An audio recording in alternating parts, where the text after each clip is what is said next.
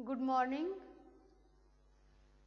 चलो आप लोग आ जाओ, रेडी हो जाओ, स्टार्ट करें हम लोग अपना टॉपिक। इसके पहले तक हम लोग कहाँ तक पढ़े थे? एब्सोल्यूट रिफ्रैक्टिव इंडेक्स, निरपेक्ष अपवर्तनांक तक, और वहां हम जाने कि हवा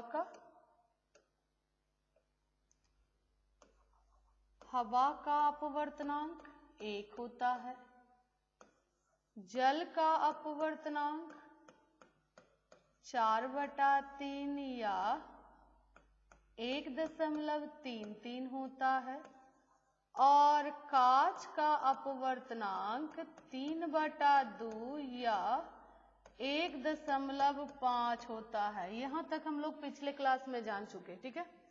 अब जरा एक नोट ध्यान रखो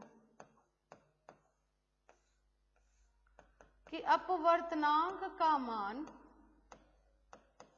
सबसे छोटा कितना होता है? तो अपवर्तनांक का मान कभी भी 1 से छोटा, ध्यान रखना है, 1 से छोटा नहीं होता है। यानी म्यू का जो मान होगा वो मिनिमम कितना होगा बाबू? 1। 1 से छोटा म्यू का मान कभी नहीं होगा। तो कहाँ होगा मिनिमम मान? कितना होगा? न्यूनतम मान कितना होगा अपवर्तनांक का? तो अपवर्तनांक का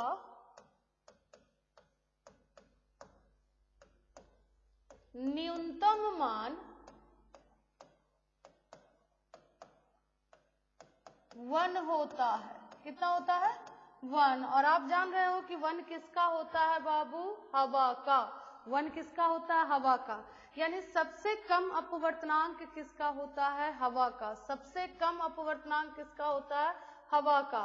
किसका? हवा का। कल हम पढ़ाए थे आप लोग को विरल और सघन, और उसमें हम बताए थे कि विरल माध्यम वो होता है जिसका अपवर्तनांक सबसे छोटा, मतलब जो विरल होगा उसका अपवर्तनांक छोटा और जो सघन होगा उसका अपवर्तनांक बड़ा होगा। तो दो माध्यमों में जो बड़ा संख्या वो सघन, जो छोटा संख्या वो विरल। चूंकि 1 से छोटा मान नहीं होता है, मतलब इससे छोटा कोई नहीं होगा। जब इससे छोटा कोई नहीं होगा तो ये सबसे अधिक कौन सा माध्यम होगा? विरल माध्यम। तो सबसे अधिक विरल माध्यम आपका कौन होता है? हवा होता है। कौन होता है? हवा होता है। क्लियर है? ये नोट ध्यान रखना है। अपवर्तनांक का मान 1 से छोटा नहीं होगा, और 1 किसका होगा? हवा का। यानी सबसे अधिक विरल माध्यम हवा होगा। क्यों? क्योंकि सबसे छोटा अपवर्तनांक 1 होता है। चलो अब हम जानते हैं स्नेल के नियम को कैसे लिखा जाता है, और स्नेल के नियम से सापेक्ष अपवर्तनांक को कैसे डिफाइन किया जाता है। तो उसके लिए पहले हम जानते हैं सापेक्ष अपवर्तनांक, और फिर हम लिखेंगे स्नेल का नियम। कैसे लिखते हैं? स्नेल का नियम लिखने का 2 मेथड हम बताएंगे, ध्यान रखना। पहले जानते हैं सापेक्ष अपवर्तनांक, जिसको कहते हैं रिलेटिव, जिसको कहते हैं रिलेटिव रिफ्रैक्टिव इंडेक्स। देखो बाबू, किसी का भी डिफिनीशन लिखना रहे, आपको नहीं समझ में आ रहा है कैसे डिफाइन करें, तो उसके वर्ड को पकड़ो और उसी को तोड़ दो, जो दिमाग में आए वही डिफिनीशन हो जाता है। ध्यान रखिएगा। यहाँ भी है सापेक्ष, रिलेटिव मतलब रिलेट करना। हम लोग कोई चीज को रिलेट करते हैं, कहते हैं कि अरे ये हमसे बड़ा है, अरे इसका चाल हमसे अधिक है, ठीक है, इसका चाल हमसे कम है। तो हम क्या करते हैं? एक दूसरे की तुलना करते हैं। इसका उम्र 10 वर्ष है, इसका उम्र 50 वर्ष है, इससे 40 वर्ष बड़ा है, तो हम क्या कर रहे हैं? वहां तुलना कर रहे हैं। तो सापेक्ष मतलब होता है तुलना करना। और यहाँ आगे है अपवर्तनांक, इसका मतलब हुआ किसकी तुलना करना? अपवर्तनांकों की तुलना करना। तो अपवर्तनांक होता है किसका? तो हम लोग जानते हैं कि प्रकाश जिस भी माध्यम से गुजरता है उस माध्यम का अपना एक अपवर्तनांक होता है, ठीक है। यानी इसका मतलब समझ में आ गया कि दो माध्यमों के अपवर्तनांक का क्या करना? अनुपात करना ही क्या कहलाएगा? सापेक्ष अपवर्तनांक। तो सापेक्ष को हम डिफाइन करते हैं दो माध्यमों के दो माध्यमों के निरपेक्ष अपवर्तनांक भी लिखते हैं या सिंपल अपवर्तनांक भी लिख सकते हैं। अपवर्तनांकों के अनुपात को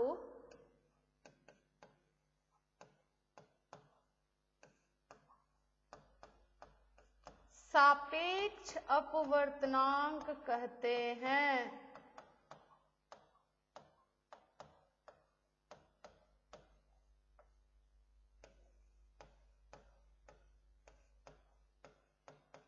ठीक है, आओ जरा आगे देखें इसको।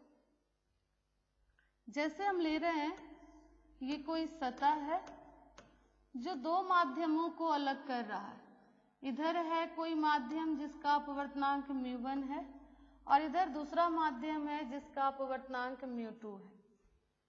अभी लंब डाल रहे हैं। कोई प्रकाश की किरण क्या हो रही है, किस माध्यम से आ रही है, μ1 से, और किस में अब आगे जाएगी, μ2 में। ठीक है, अगर हम ले लें कि μ2 बड़ा है μ1 से, तो ये क्या दर्शा रहा है कि μ2, फिर से बोल रहे हैं बाबू, अपवर्तनांक संख्या होती है। तो अगर हम देख लिए μ2 बड़ा माने ये संख्या बड़ी है, ये संख्या छोटी है। छोटी संख्या विरलता को दर्शाता है, बड़ी संख्या सघनता को। मतलब जिसका अपवर्तनांक बड़ा है, अपवर्तनांक हम बोले तो समझो संख्या। ठीक है, तो जो संख्या बड़ी वो सघन, जो संख्या छोटी वो विरल। इसका मतलब है कि μ1 छोटा है, μ2 बड़ा है। इसका मतलब है ये μ1 विरल है और μ2 सघन है। यानी प्रकाश विरल से कहाँ आ रही है, सघन में। और जब विरल से सघन में आती है तो अभिलंब की ओर क्या होती है, मुड़ जाती है। मान लिए कि अभिलंब की ओर मुड़ रहा है। ठीक है, तो ये कोण हो गया आपका I और ये कोण हो गया आपका R। तो हम चलेंगे किससे,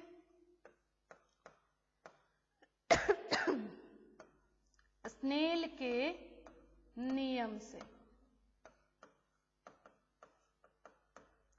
देखिए कैसे लिखते हैं स्नेल का नियम। स्नेल का नियम दो तरह से, आप लोग 10th में लिखे होंगे तो बटा वाला नियम लिखे होंगे। तो देखो जरा हम दोनों नियम बताते हैं कैसे लिखते हैं। पहला नियम बटा वाला, तो क्या लिखते हैं, साइन I बटा साइन R। इधर बटा दिए हो तो बराबर करके इधर भी बटा दे दो। I का विपरीत, देखो बाबू, जब भी स्नेल का नियम लिखा ना रहे और दो रिफ्रैक्टिव इंडेक्स रहे तो जो कोण है उसके विपरीत का अपवर्तनांक इधर लेंगे। तो इधर I है तो उसका विपरीत μ2 है, तो यहाँ μ2 रखेंगे। R है तो उसका विपरीत μ1 है, तो यहाँ क्या रखेंगे, μ1 रखेंगे। ठीक है, तो स्नेल का नियम एक तो ये हो गया। फिर से एक बार देख लो, साइन I बटा साइन R, बटा है तो बटा, बटा के ऊपर कौन सा अपवर्तनांक, तो जो कोण उसके विपरीत का। तो I कोण तो उसका विपरीत μ2 हो गया, R कोण तो उसका विपरीत μ1 हो गया। तो ये हो गया μ2 बटा μ1। इस तरह से भी लिखते हैं, या और क्या लिख सकते हैं, तो स्नेल का नियम का दूसरा कैसे लिखते हैं, और अनदर,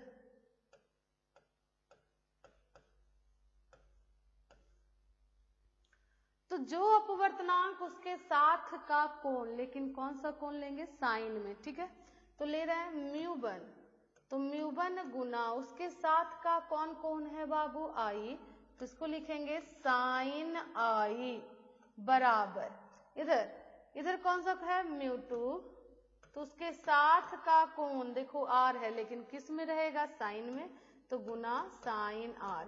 ये भी है स्नेल का नियम लिखने का मेथड, जो अपवर्तनांक उसके साथ का साइन कोण, जो अपवर्तनांक उसके साथ का साइन कोण। ठीक है, इसको इधर कर लो तो वही चीज आ जाएगा, साइन I कोण वाले को एक साथ, तो साइन I बटा साइन R बराबर μ2 बटा μ1। ठीक है, इसी देखो तो ये जो आया μ2 बटा μ1, इसी को कहते हैं सापेक्ष अपवर्तनांक। क्यों, क्योंकि दो माध्यमों के अपवर्तनांक का हम क्या किए, तुलना किए। इसी को क्या कहा जाता है, सापेक्ष अपवर्तनांक। क्या कहा जाता है, सापेक्ष अपवर्तनांक। ठीक है, आइए आगे देखें। अब सापेक्ष अपवर्तनांक को लिखते कैसे, जरा देखिएगा। जैसे अभी हम लिखे थे μ2 बटा μ1, म्यू टू बटा म्यू वन। इसको तीन तरह से लिखते हैं बाबू। ऊपर वाले को लिख लेना है म्यू टू या म्यू टू या म्यू टू। ठीक है, किसको लिखना है पहले? ऊपर वाले को। किसको लिखना है पहले? ऊपर वाले को। ठीक है, तो ऊपर वाले को लिख लिए। अब बटा के नीचे जो रहे या तो इसके बाद लिखो या इसके बाईं ओर लिखो या बाईं ओर ऊपर लिखो। ठीक है, तो सापेक्ष अपवर्तनांक को तीन तरह से लिखा जाता है। आप देख लिए, mu two one, mu two one, mu two one. तो जो ध्यान रखना है, जो बटा के ऊपर रहेगा वो पहले रहेगा राइट में, बाकी बाद में रह जाए या लेफ्ट में कहीं रह जाए तो वो बटा के नीचे है। क्या पढ़ेंगे इसको? कैसे पढ़ेंगे सापेक्ष अपवर्तनांक को? तो इसको पढ़ते हैं सेकेंड माध्यम, ऊपर जो है उसको पढ़ लो, सेकेंड माध्यम का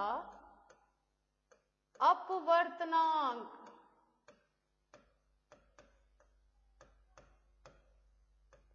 किसके सापेक्ष? तो फर्स्ट माध्यम के सापेक्ष। बटा में कौन है बाबू? फर्स्ट, तो फर्स्ट माध्यम के सापेक्ष। ठीक है, या अगर आप नीचे से पढ़ते हो तो क्या पढ़ोगे? देखो तो नीचे मतलब बटा के नीचे, बटा को कहते हैं के सापेक्ष। के सापेक्ष के नीचे कौन है? पहला, तो पहला के सापेक्ष दूसरा का। ऊपर से पढ़ोगे तो कैसे पढ़ेंगे? दूसरा का अपवर्तनांक पहला के सापेक्ष। नीचे से पढ़ेंगे तो कैसे पढ़ेंगे? पहले के सापेक्ष दूसरे का अपवर्तनांक। तो अगर नीचे से पढ़ते हैं तो क्या कहेंगे? फर्स्ट के सापेक्ष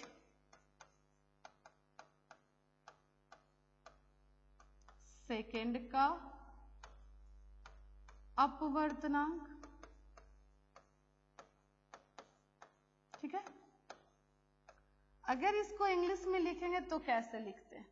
ऊपर से लिखेंगे तो लिखेंगे रिफ्रैक्टिव इंडेक्स ऑफ सेकेंड। ध्यान देना, refractive index of second medium, दूसरा माध्यम का अपवर्तनांक किसके सापेक्ष? तो विथ बटा है तो बटा को कहेंगे विथ रेस्पेक्ट टू। नीचे कौन है? फर्स्ट, तो with respect to first medium. ठीक है, दूसरा का अपवर्तनांक पहले के सापेक्ष, दूसरा का अपवर्तनांक पहले के सापेक्ष। क्लियर है यहां तक? देखो और भी एग्जाम्पल देखो। ये बहुत छोटा चीज है बाबू, लेकिन बहुत इंपॉर्टेंट है, क्योंकि एग्जाम में आपके जब पूछता है तो इस पे एक ऑब्जेक्टिव दे देता है, और लोग जनरली अगर थोड़ा सा भी मिस्टेक किया, उल्टा कर दिया, तो आपको वो भी ऑप्शन मिलेगा जो आपका रॉन्ग रहेगा। ठीक है, इसलिए आप ध्यान देखो कि कौन सा ऊपर रहता है और कौन सा नीचे रहता है। तो के सापेक्ष जिसके सापेक्ष रहेगा वो नीचे, और जिसका रहेगा अपवर्तनांक वो ऊपर। जैसे देखो म्यू जी बटा म्यू डब्लू, इसको कैसे कैसे लिख सकते हैं? सबसे पहले ऊपर वाला देखना है, नीचे को नहीं। पहले किसको देखना है? ऊपर को, और उसको लिख लेना है जैसे है एज इट लिख लो, म्यूजी म्यूजी या म्यूजी। अब बटा के नीचे वाला या तो इसके बाद रख दो, या लेफ्ट में नीचे या ऊपर रख लो। क्या पढ़ेंगे इसको? अगर ऊपर से पढ़ोगे तो पढ़ोगे कांच का अपवर्तनांक जल के सापेक्ष, कांच का अपवर्तनांक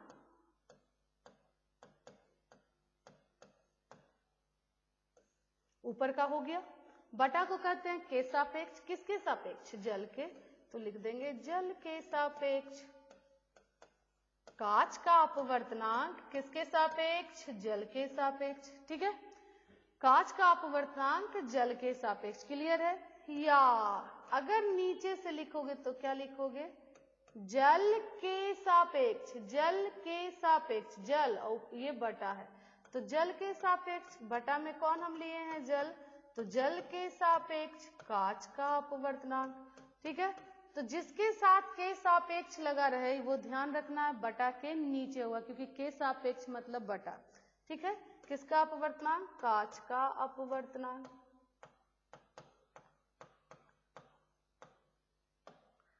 और देखते हैं इसी तरह अगर आपको रह जाए म्यू डब्लू बटा म्यू जी, क्या लिखोगे इसको बाबू? म्यू डब्ल्यू जी, या ऊपर वाला को पहले लिखेंगे म्यू डब्ल्यू जी, नीचे वाले को आगे लिख दिए, या म्यू डब्ल्यू जी। क्या पढ़ेंगे इसको? ऊपर से अगर पढ़ेंगे तो क्या लिखेंगे? जल का, ऊपर का पहले लिख लो, जल का अपवर्तनांक। तुलना कर रहे हैं तो किसके सापेक्ष तुलना कर रहे हैं? तो कांच के, तो किसके सापेक्ष? कांच के सापेक्ष।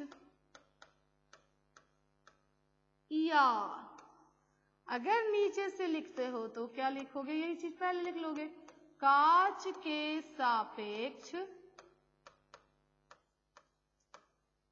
जल का अपवर्तनांक।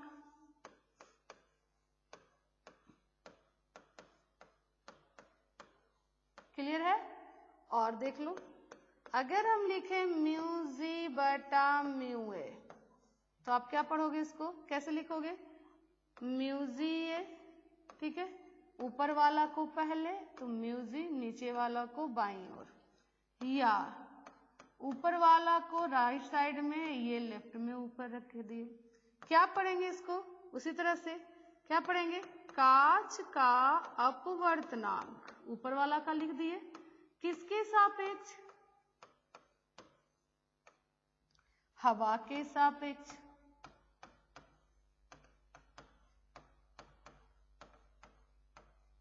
ठीक है, या हवा के सापेक्ष, नीचे से लिखेंगे तो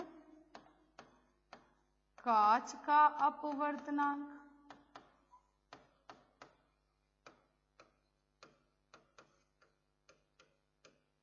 ठीक है, तो क्लियर हो गया होगा सबका? एक चीज अब नोट जरा देखो, नोट, अगर हम लिखें म्यू टू वन, तो इसको आप क्या लिख सकते हो बाबू? म्यू टू बटा म्यू वन। अगर हम इसे लिखें म्यू वन टू, अगर हम लिखते हैं तो आप इसको क्या लिखोगे?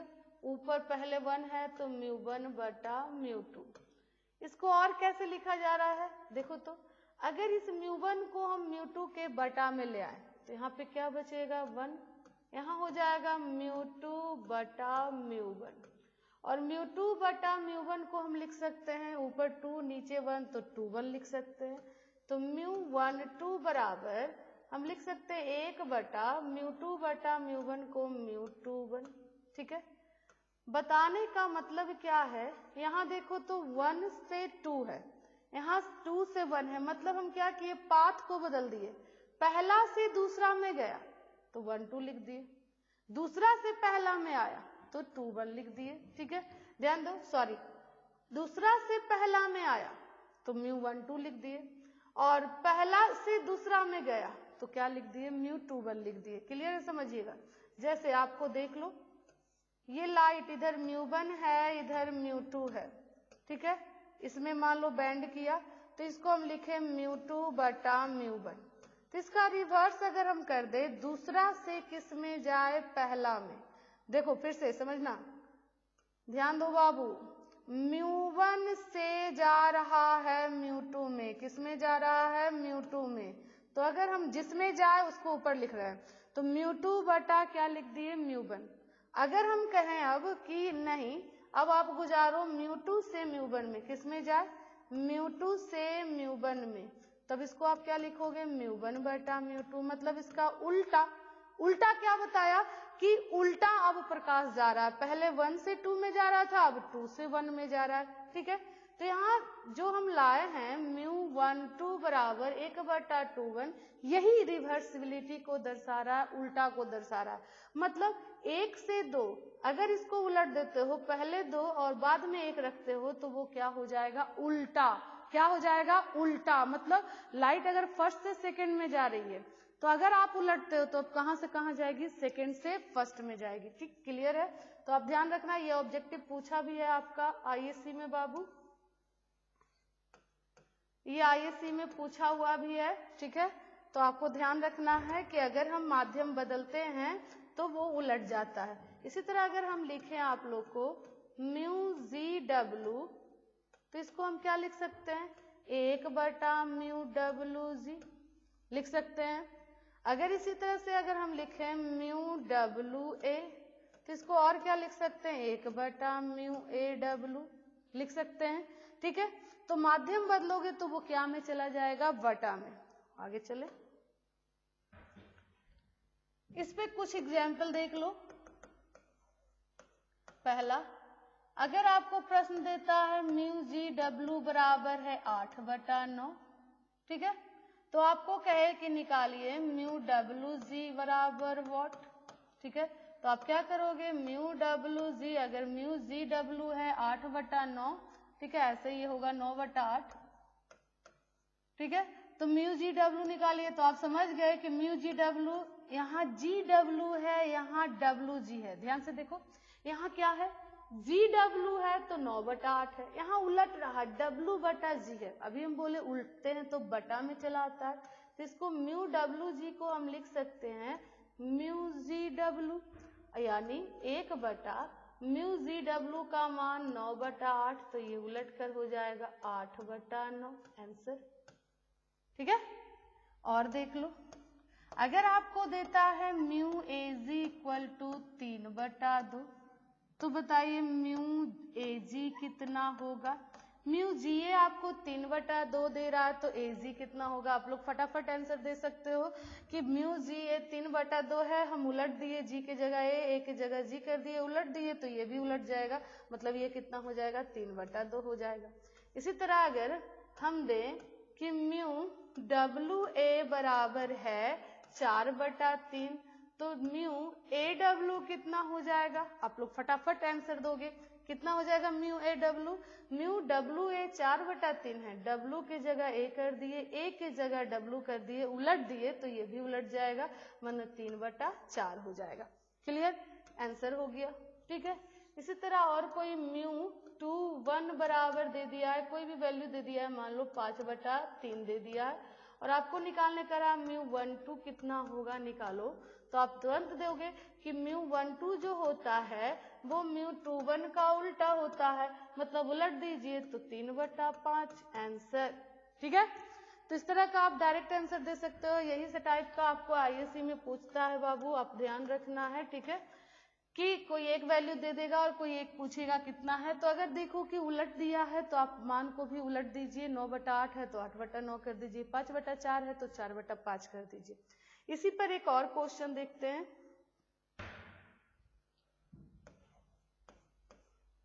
अगर प्रश्न में देता है, यदि ये क्वेश्चन नंबर 1 है आपका एम करीम का बाबू, यदि कांच का अपवर्तनांक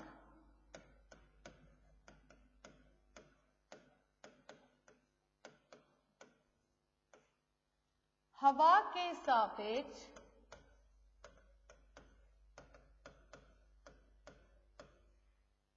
कितना हो, 3/2 हो, और जल का अपवर्तनांक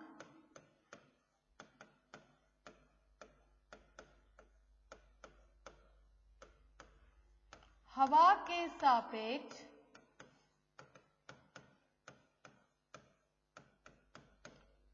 4/3 हो, तो पहला, और ये भी क्वेश्चन आपके आईएससी में पूछा हुआ क्वेश्चन है, ठीक है, 2 मार्क्स में, ध्यान रखना। तो पहला कह रहा है कि कांच के सापेक्ष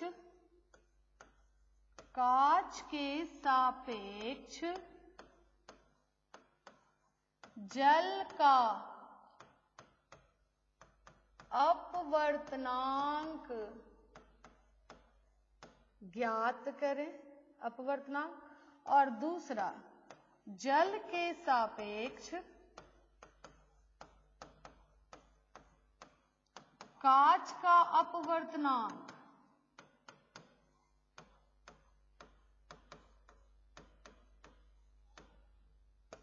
ज्ञात करें। ये क्वेश्चन है आपका। ठीक है, क्या क्वेश्चन है कि यदि कांच का अपवर्तनांक हवा के सापेक्ष कितना हो, 3/2, और जल का अपवर्तनांक हवा के सापेक्ष कितना हो, 4/3।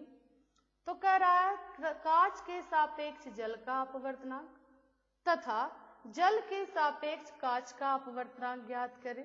ठीक है, तो जो क्वेश्चन दिया हम उसी से चलेंगे। ध्यान दो, क्वेश्चन आप लोग बनाओ साथ साथ। ठीक है, क्या कह रहा है कि कांच का अपवर्तनांक, ध्यान दो क्या कह रहा है, कांच का अपवर्तनांक हवा के सापेक्ष, जो कह रहा है उसी से चलेंगे। फिर से क्या, कांच का अपवर्तनांक, तो हम इसको कांच का मतलब म्यूजी लिखेंगे। किसके सापेक्ष, तो हवा के सापेक्ष। किसके सापेक्ष कह रहा है, हवा के सापेक्ष। ठीक है, हवा के सापेक्ष, किसके सापेक्ष बोला, हवा के सापेक्ष। तो लेंगे, तो हम ले रहे हैं जो प्रश्न कह रहा है, तो म्यूजी बटा म्यू, हवा के सापेक्ष है तो बटा में चौन आ गया, म्यू है। फिर से कांच का अपवर्तनांक तो म्यूजी लिख दिए, हवा के सापेक्ष माने बटा के नीचे कौन हो गया, हवा का वैल्यू दिया है 3/2। क्लियर, आगे पढ़ते हैं। और कह रहा है जल का अपवर्तनांक, फिर से लिखते हैं जल का अपवर्तनांक तो μw, लेकिन किसके सापेक्ष कह रहा, हवा के सापेक्ष। तो के सापेक्ष मतलब बटा, और हवा के सापेक्ष तो म्यू है, बराबर हो गया 4/3। ठीक है, इसको इक्वेशन फर्स्ट अगर कर लें, इसको सेकंड कर लें, तो अब क्वेश्चन से चलते हैं। पहला क्वेश्चन कह रहा है आपका कि कांच के सापेक्ष, ध्यान दो, कांच के सापेक्ष, किसके सापेक्ष, कांच के। फिर से जो सापेक्ष होता है वो बटा के नीचे, तो कांच के सापेक्ष मतलब म्यूजी नीचे होगा। किसका अपवर्तनांक, जल का, मतलब μw ऊपर होगा, निकालना है आपको। ठीक है, मतलब क्या निकालना है, μw बटा म्यूजी। पहला देख लीजिए, μw बटा म्यूजी चाहिए, और दूसरा भी पढ़ लेते हैं। दूसरा कह रहा है किसके सापेक्ष, जल के सापेक्ष, मतलब बटा के नीचे कौन हो जाएगा, जल। किसका अपवर्तनांक, कांच का अपवर्तनांक, मतलब बटा के ऊपर कांच हो जाएगा, बराबर व्हाट। ये दो का वैल्यू निकालने का रहा। जरा ध्यान दो बाबू, इसको अगर हम μwg को क्या लिख सकते हैं, म्यू ऊपर वाला w नीचे वाला g, ये निकालना है। और नीचे है म्यू ऊपर g, तो g नीचे w, μgw निकालना है। अगर हम कोई एक वैल्यू निकाल लें, अगर wg का वैल्यू निकाल लें, तो इसको देखो तो w के जगह g है, g के जगह पर w है, हो जाएगा। w की जगह g है और g की जगह w है, तो जो इसका मान आएगा उसको उल्टा कर देंगे, इसका निकल जाएगा। या अगर आप इसका वैल्यू निकाल रहे हो तो इसका उल्टा कर देंगे, ये निकल जाएगा। तो कोई एक निकालिए, दूसरे को क्या कर दीजिए, उल्टा कर दीजिए। तो कोई एक निकालने के लिए अगर हम ऊपर वाला निकालते हैं, तो ऊपर में क्या चाहिए आपको, w, क्या चाहिए, w, देख लो ऊपर में w चाहिए और नीचे क्या चाहिए, g। आपको क्वेश्चन में यही दो चीज दिया है ना। अब जरा देखो, ऊपर W चाहिए तो W है, नीचे G चाहिए, G है, लेकिन A नहीं चाहिए। तो A को हटाएंगे, A को हटाएं कैसे, ऊपर W चाहिए, नीचे G चाहिए। तो लग रहा होगा कि अगर सेकंड में फर्स्ट को डिवाइड कर दे तो A कट जाएगा, और सेकंड में डिवाइड करेंगे तो W ऊपर आ जाएगा, G नीचे आ जाएगा, और हमारा आंसर आ जाएगा। नहीं तो हम वही चीज करेंगे, करते हैं, कर लो। इसको हम मिटाएं, क्या चाहिए फर्स्ट, μw बटा μg, मतलब μwg बराबर व्हाट। कर ले फर्स्ट को, तो इक्वेशन सेकेंड भागा फर्स्ट कर लेते हैं। LHS को LHS से डिवाइड कर देते हैं, RHS को RHS से, तो μw बटा μf बटा μg बटा μf बराबर क्या हो जाएगा, इधर 3/2 भागा 4/3।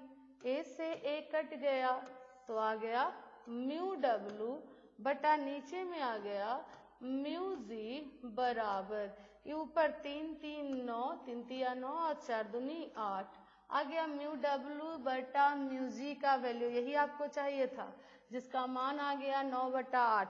अपवर्तनांक हम पढ़ाए हैं कि मात्रक हीन होता है, इसलिए इसमें कोई मात्रक नहीं लगेगा। क्लियर यहाँ तक। अब सेकंड क्या था बाबू, सेकेंड था आपको इसका उल्टा निकालना, म्यू जी बटा म्यू डब्लू। देख लो, कांच जल के सापेक्ष, तो जल नीचे हो गया, किसका अपवर्तनांक? कांच का, यही निकालना था, कांच ऊपर हो गया। तो हमको म्यू जी बटा म्यू डब्लू चाहिए, और म्यू डब्लू बटा म्यू जी मतलब इसका उल्टा निकले हुए, तो इसको उलट देंगे तो वो आ जाएगा, मतलब डब्लू बटा जी 9/8, तो जी बटा डब्लू उलट जाएगा 8/9, आंसर हो जाएगा। क्लियर हो गया सबका यहाँ तक? क्लियर है? चलो अब आगे चलते हैं। तो ये तो था दो माध्यमों के लिए। अगर दो से ज्यादा माध्यम रहते हैं और उसमें भी पहला और अंतिम माध्यम समान रहे तो क्या होता है, ये भी इंपॉर्टेंट है ऑब्जेक्टिव के लिए बाबू जो पॉइंट देंगे। तो आपको ध्यान रखना है कि अगर प्रकाश की किरण अलग अलग माध्यमों से गुजरे जिसमें पहला और अंतिम माध्यम समान है, बीच में 100 मीडियम दे दे, 1000 मीडियम दे दे, सब अलग अलग दे दे, लेकिन फर्स्ट और लास्ट मीडियम अगर आपका समान देगा तो उस माध्यमों के सापेक्ष अपवर्तनांक, मतलब कोई भी दो माध्यम के सापेक्ष अपवर्तनांक का आप गुणनफल निकालिए तो हमेशा कितना होगा? 1 होगा।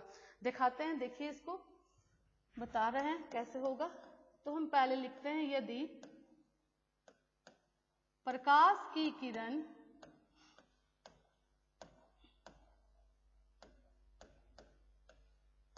भिन्न भिन्न माध्यमों से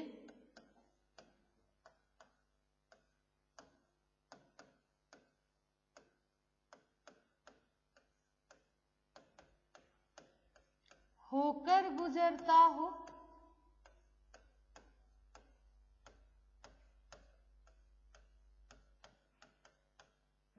जिसमें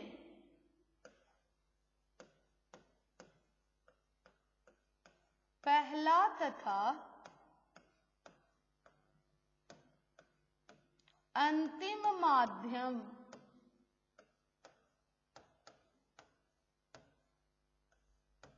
समान हो तो पहला पॉइंट, तो माध्यमों के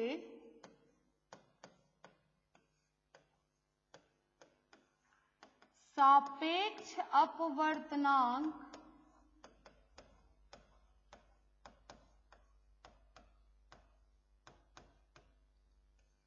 का गुणनफल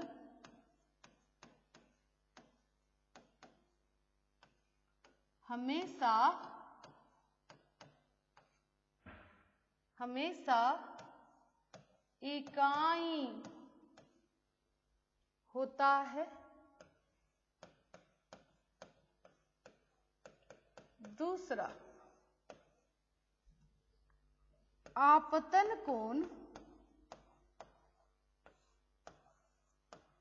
तथा निर्गत कोण,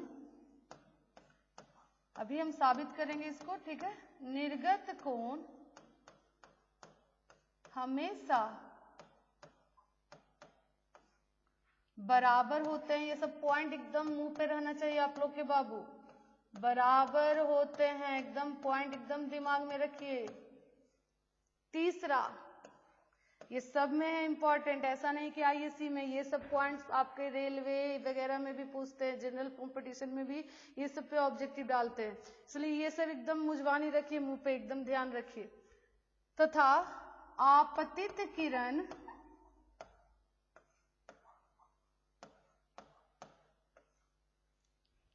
तथा निर्गत किरण एक दूसरे के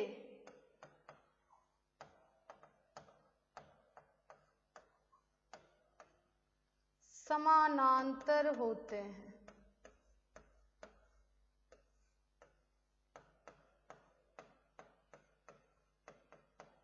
ठीक है, क्या लिखा है? यदि प्रकाश की किरण भिन्न भिन्न माध्यमों से होकर गुजरता, ठीक है, हम ले रहे हैं भिन्न भिन्न माध्यम, ध्यान दीजिएगा। तो भिन्न भिन्न माध्यम ले लो, ये पहला सतह है। सतह क्या करता है? दो माध्यमों को अलग करता है। इधर मान लो पहला माध्यम है M1 और पहला माध्यम के रूप में हम क्या ले लेते हैं? हवा। हवा जिसका अपवर्तनांक 1 है। ठीक है। ये फर्स्ट सरफेस जिसके ऊपर हवा है और नीचे है दूसरा माध्यम M2, मतलब मान लो इधर क्या है, वाटर, इधर क्या है, वाटर है, जिसका अपवर्तनांक आप जानते हो 4/3 होता है या 1.33 होता है। ये है सेकेंड सरफेस, ठीक है। सेकेंड सरफेस के ऊपर वाटर और नीचे हम ले लेते हैं ग्लास, कांच है, कांच जिसका अपवर्तनांक कितना होता है, 1.5 होता है। ये थर्ड सरफेस लिए हैं, तीसरा सतह, जिसके ऊपर क्या है, ग्लास है और नीचे क्या है बाबू, हवा है, एयर है, जिसका अपवर्तनांक 1 है, ठीक है। तो हम बहुत सारा अलग अलग माध्यम लिए, हवा, वाटर, ग्लास, लेकिन पीछे जरा पढ़ ले, क्या लिखे, जब प्रकाश की किरण भिन्न भिन्न माध्यमों से होकर गुजरता हो जिसमें पहला और अंतिम माध्यम क्या हो, समान हो, पहला और अंतिम माध्यम समान हो, ध्यान से देखो क्या कह रहा है, पहला और अंतिम माध्यम समान हो, क्या कह रहा है, पहला और अंतिम माध्यम समान हो, ठीक है। पहला, देखिए पहला माध्यम है एयर, अंतिम माध्यम भी है एयर, पहला भी हवा है दूसरा भी हवा है, यानी पहला और अंतिम माध्यम समान है। चलो ठीक है, अब आगे फिर पढ़ते हैं। तो कह रहा है ऐसा अगर होता है तो माध्यमों के सापेक्ष अपवर्तनांक, फिर से सापेक्ष है मतलब दो अपवर्तनांक का तुलना, ठीक है। माध्यमों के सापेक्ष अपवर्तनांकों का गुणनफल हमेशा क्या प्राप्त होता है, इकाई प्राप्त होता है, ठीक है। तो हम निकालेंगे सापेक्ष अपवर्तनांक का गुणनफल। अभी तो हम माध्यम ही लिए हैं, क्या बताए, इस माध्यम से कौन होकर गुजरता हो, प्रकाश। तो पहले प्रकाश को गुजारेंगे हम, ठीक है, लाइट गुजारेंगे, देखिएगा क्या डालेंगे, अभी लंब,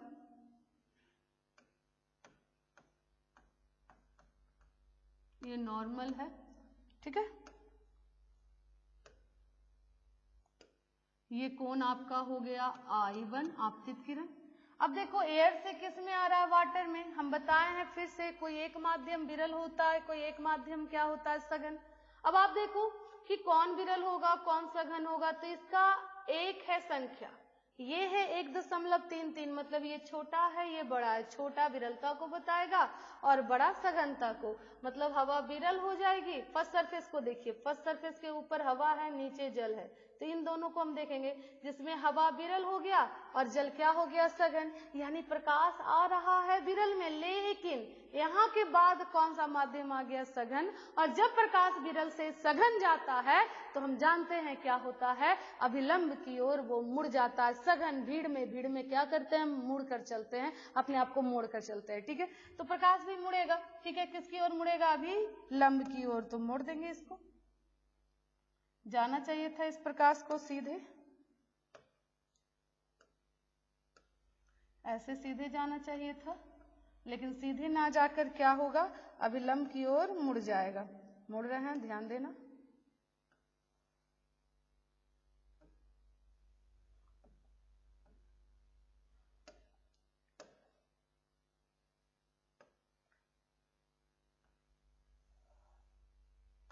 ठीक है।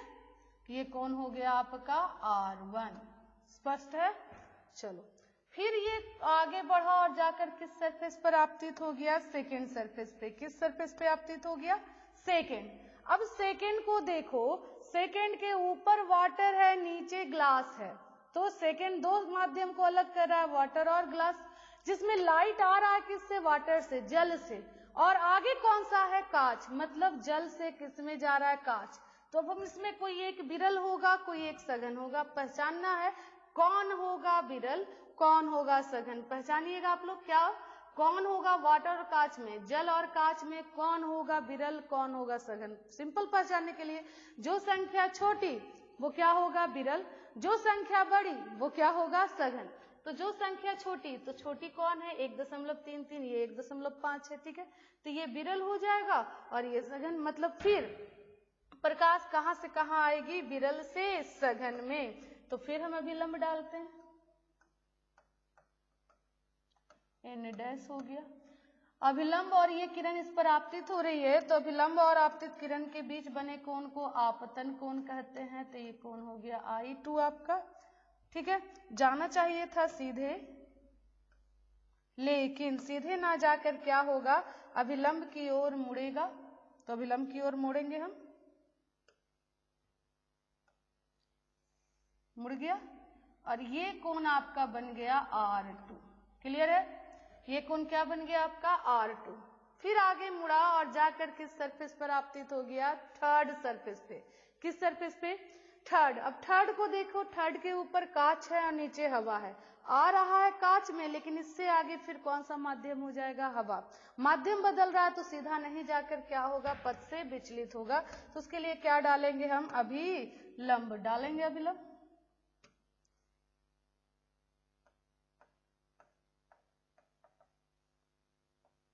ठीक है, N डबल डैश कर देते हैं।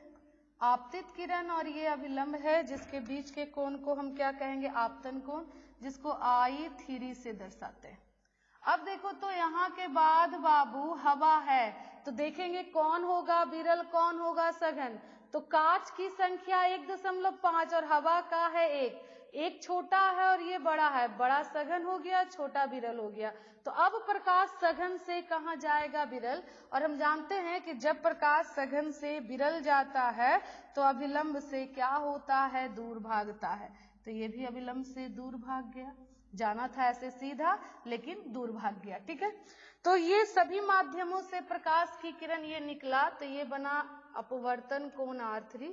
और इस रे जो सभी माध्यमों से होकर निकला, इसलिए इस किरण को हम कहते हैं निर्गत किरण।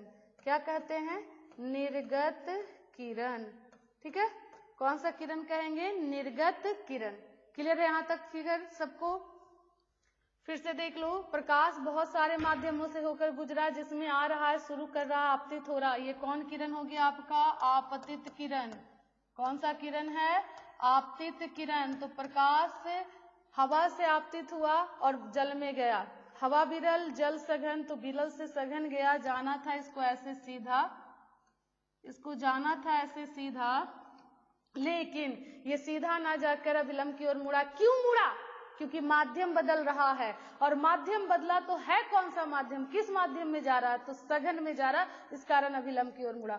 मुड़कर आगे बढ़ा और सेकेंड सरफेस पर आपतित हुआ, जिसके आगे कौन सा है, इधर तो वाटर था, फिर कौन सा है, कांच। फिर माध्यम बदला तो फिर से ये मुड़ेगा, अब किधर मुड़ेगा, तो फिर वाटर से कांच में गया, तो कांच सघन होता है जल से। ठीक है, तो फिर अभिलंब की ओर मुड़ गया और फिर आगे बढ़ा और थर्ड सरफेस पर आपतित हुआ।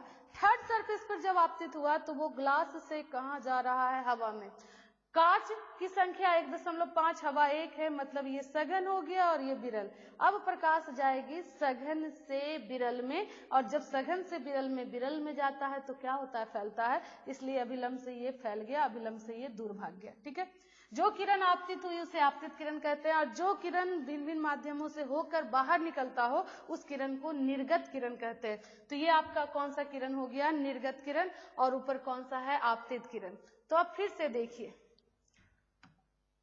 क्या लिखे थे कि जब प्रकाश भिन्न भिन्न माध्यमों से होकर गुजरता हो, गुजारे हम लोग, जिसमें पहला अंतिम माध्यम समान लिए। ठीक है, तो पहला दिखाना है कि माध्यमों के सापेक्ष अपवर्तनांक का गुणनफल हमेशा क्या होता है, इकाई होता है। तो हम चलेंगे अपवर्तनांकों का गुणनफल, तो हम चलते हैं सतह के लिए, लगाते हैं स्नेल का नियम। तो पहले चलते हैं फर्स्ट सरफेस के लिए, फर्स्ट सतह के लिए।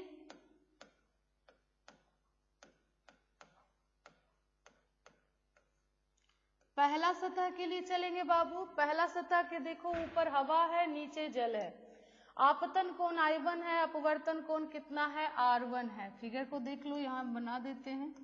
ये किरण आपतित हुई है, ये अभिलंब है, ये मुड़ा है, तो ये कोण I1 है, ये कोण R1 है। ऊपर हवा है जिसका अपवर्तनांक 1 है, और नीचे जल है जिसका अपवर्तनांक क्या है, 4/3 या 1.3 है। ठीक है, लगाएंगे स्नेल का नियम, हम लिखने के लिए सिखाए हैं। ठीक है, लगाइए स्नेल का नियम।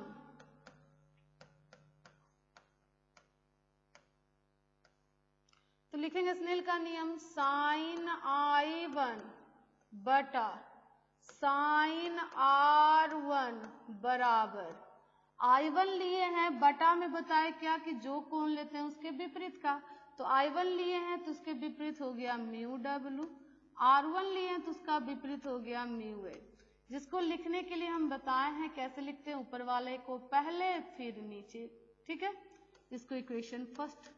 इसी तरह आप किसके लिए चल देंगे, सेकेंड सतह के लिए।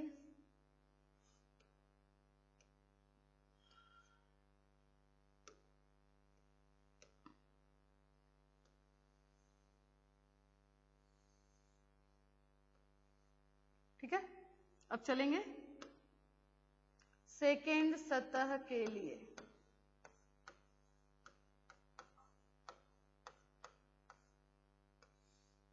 तो सेकेंड सरफेस को देखो तो सेकेंड सरफेस के ऊपर वाटर है, नीचे ग्लास है, कितना कोण से आपतित हुआ I2 और कितना से अपवर्तित हुआ R2। तो चलेंगे फिगर देख लो, I2 कोण से आपतित हो रहा है और R2 कोण से अपवर्तित हो रहा है, ऊपर जल है म्यू W और नीचे कांच है म्यू G है, जिसको ग्लास लिखे हैं। चलो फिर से लगाएंगे स्नेल का नियम साइन I2 बटा, साथ साथ करते चलो बाबू तो ज्यादा बेनिफिट होगा आपके लिए। साइन I2, जब भी पढ़ने के लिए बैठ रहे हैं आप लोग तो कॉपी कलम को साथ लेकर बैठिए, ठीक है, मजा करने का बहुत टाइम होता है लेकिन पढ़ने का टाइम आपको नहीं मिलेगा, ठीक है, इसलिए आप ध्यान रखो कि पढ़ाई हमको करना जरूरी है, समय बीतते समय नहीं लगता है, क्लियर। इसलिए आप लोग जब भी पढ़ो तो कॉपी कलम को साथ लेकर चलो, साथ लेकर रखो, ठीक है, और कॉपी कलम साथ उपयोग भी करिए, उसके साथ लिखिए पढ़िए, ठीक है। चलिए देखिए हम लिख रहे हैं तो आप भी साथ साथ लिखते चलो और जो भी बनाने देते हैं वो भी बनाते चलो। साइन I2 बटा साइन R2 बराबर, I2 का विपरीत क्या है म्यू G और R2 का विपरीत क्या है म्यू W, जिसको हम लिखेंगे म्यू GW, इक्वेशन हो गया सेकेंड, क्लियर है। चलो अब इसी तरह किसके लिए चलेंगे, थर्ड सरफेस के लिए। तो हम चलेंगे थर्ड सरफेस के लिए। थर्ड सरफेस को देखो, ऊपर कांच है नीचे क्या है हवा, ऊपर कांच है नीचे हवा, कितना कोण से आपतित हुआ है I3 और कितना से निर्गत हुआ निकला है बाहर R3। तो चलेंगे थर्ड सतह के लिए।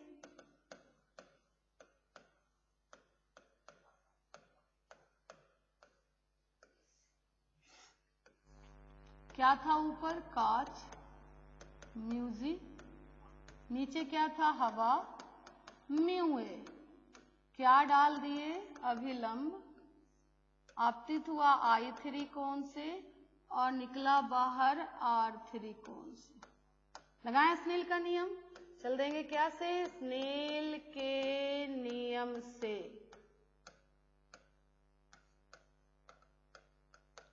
तो साइन I3 बटा साइन R3 बराबर, I3 का विपरीत हो गया म्यू A और R3 का विपरीत हो गया म्यू G, तो हो गया म्यू AG, इक्वेशन बन गया ये थर्ड, क्लियर।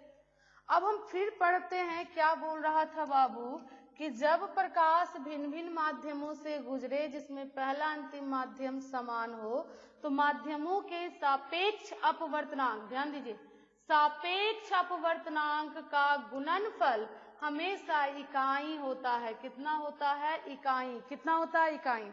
तो हम साबित करेंगे कि सापेक्ष अपवर्तनांक का गुणनफल कितना आएगा, इकाई आएगा। तो चलिए सापेक्ष सबका ले लो, इसका सापेक्ष म्यू डब्ल्यू ए है, इसका म्यू जी डब्ल्यू है और थर्ड का क्या आया देखिए,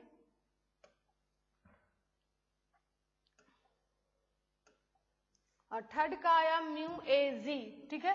तो हम डिफाइन गुना करेंगे सापेक्ष अपवर्तनांक का गुणनफल, तो इक्वेशन 1 गुना 2 गुना क्या करते हैं 3, लेकिन किसको केवल गुना करते हैं, आर एच एस को। किसको, आर एच एस को। तो देखिए पहला क्या था, म्यू डब्ल्यू ए था, म्यू डब्ल्यू ए।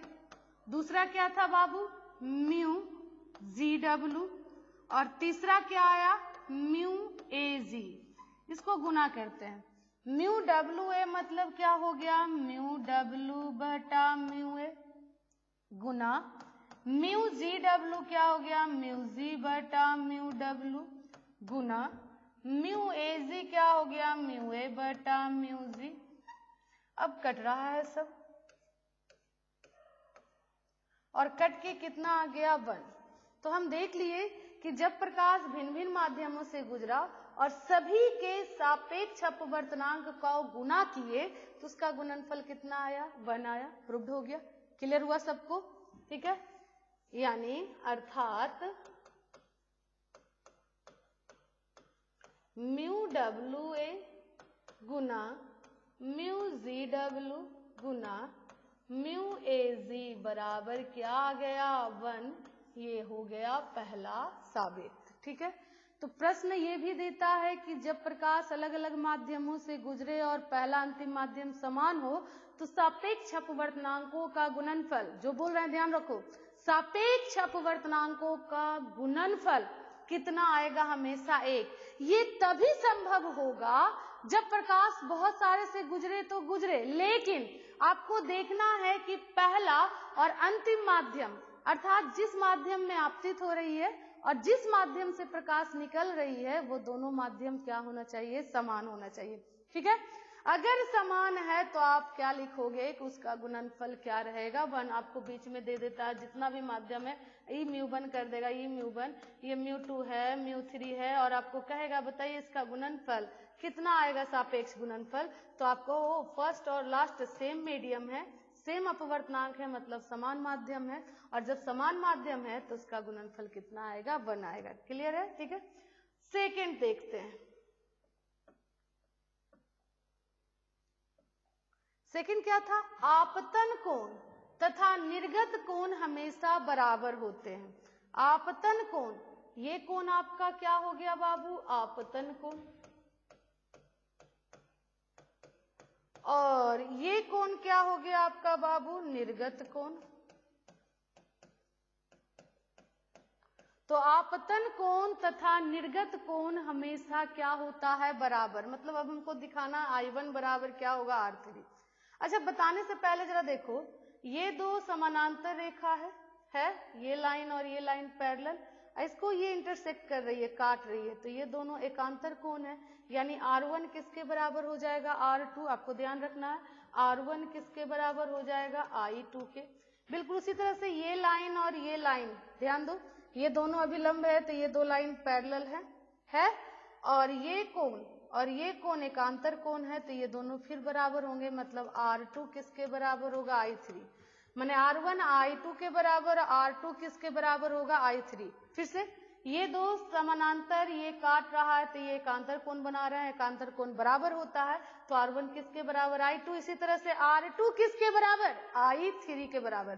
तो जो हम इक्वेशन लाए हैं उस R1 के जगह पर क्या पुट कर देंगे? I2, और जो R2 लाए हैं उस पे क्या पुट करेंगे? I3, और साबित करके दिखाएंगे कि आपतन कोण और निर्गत कोण क्या होते हैं? बराबर। तो चलेंगे आगे, देखिए।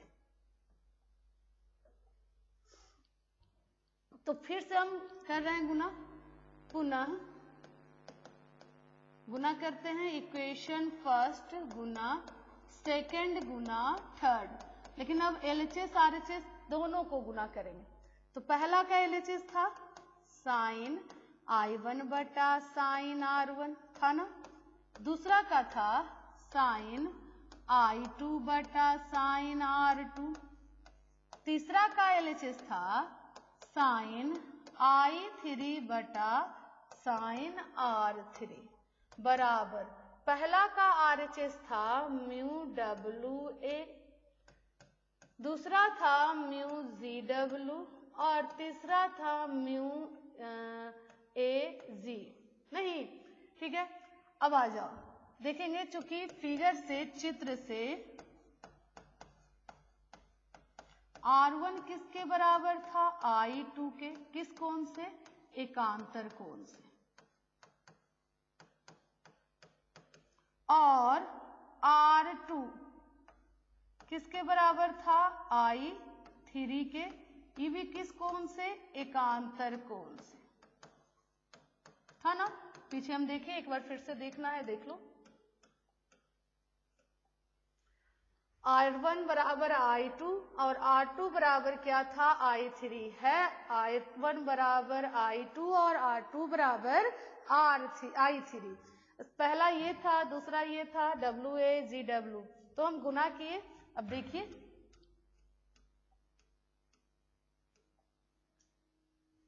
तो पुट कर ले जरा। साइन I1 रह गया, R1 की जगह क्या पुट कर देते हैं? I2 गुना R1 की जगह क्या रख दिया?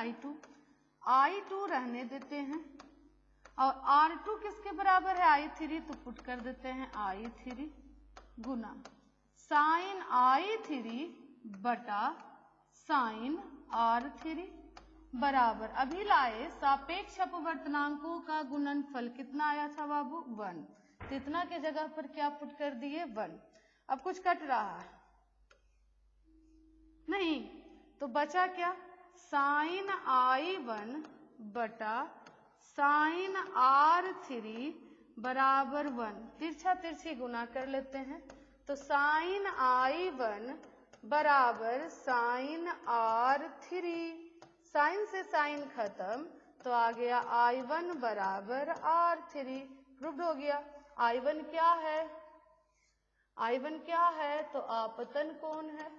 I1 क्या है? आपतन कोण है। तो आया I1 बराबर R3, तो I1 हो गया आपका आपतन कोण,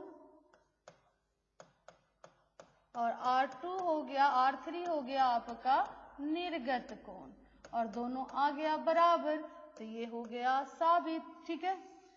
तीसरा हम बताए कि जब कोण बराबर है बाबू, तो आप जानते हो कि जब दो कोण बराबर होते हैं तो दोनों किरणें क्या होंगी? समानांतर। तो हो गया आपतित किरण और निर्गत। ऐसा तभी होगा कोण बराबर जब आपतित किरण और निर्गत किरण एक दूसरे के क्या रहेगा? समानांतर रहेगा। ठीक है। जब कोण बराबर है तो किरण एक दूसरे के क्या रहेगा? समानांतर। फिगर से देख लेते हैं।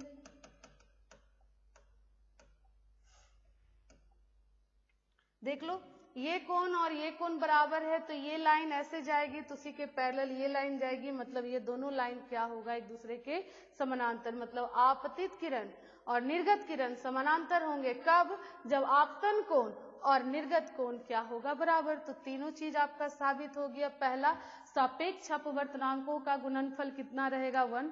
जब ऐसा हो कि पहला और अंतिम माध्यम, एकदम दिमाग में बैठा लो कि जब प्रकाश जितना भी माध्यम बीच में दे दे, आपको देखना है कि पहला कितना ही दे दे, बीच का आपको समझ में नहीं है, मतलब बीच वाले को लेना नहीं है। समझना किसको है? केवल पहला और अंतिम को। देखना है किसको? केवल पहला और अंतिम को।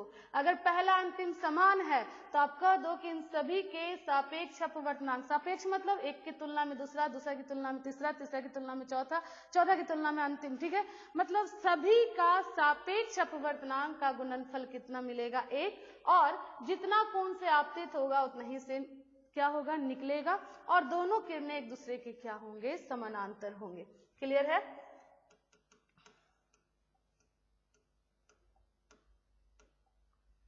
इस पे एक क्वेश्चन देख लो जरा। अगर आपको कह दे